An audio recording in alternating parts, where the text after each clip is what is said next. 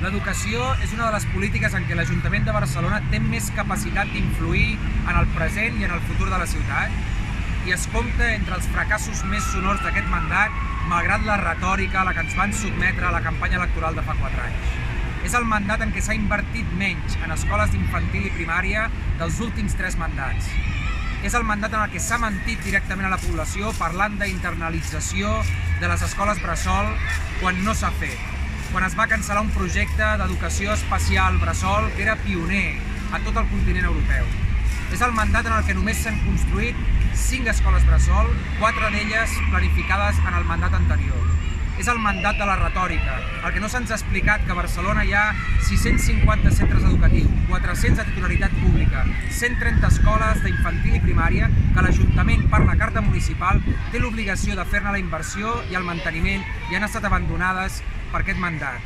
No s'ha posat cap política innovadora sobre la taula, s'ha renunciat a la universalització de l'educació bressol, s'ha trencat el diàleg amb els pares, amb els sectors innovadors de la universitat i de la recerca que estaven treballant per millorar la nostra educació bressol i que fos puntera arreu del món.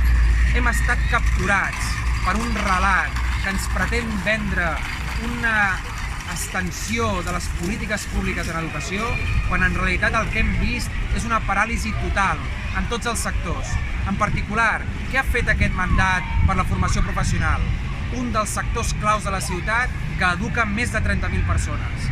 Què s'ha fet en aquest mandat per fer possible que les escoles d'infantil i primària puguin disposar d'uns equipaments en la línia de protegir els nens de la contaminació, de la pol·lució de la ciutat? No s'ha fet res. 4 jardineres a les portes de les escoles pensades per poder dir que s'està fent alguna cosa, quan en realitat no s'està fent res. Barcelona s'ho juga tot en la seva educació. Es juga que en els propers 15, 20, 30 anys tinguem la població més ben formada de tot el continent.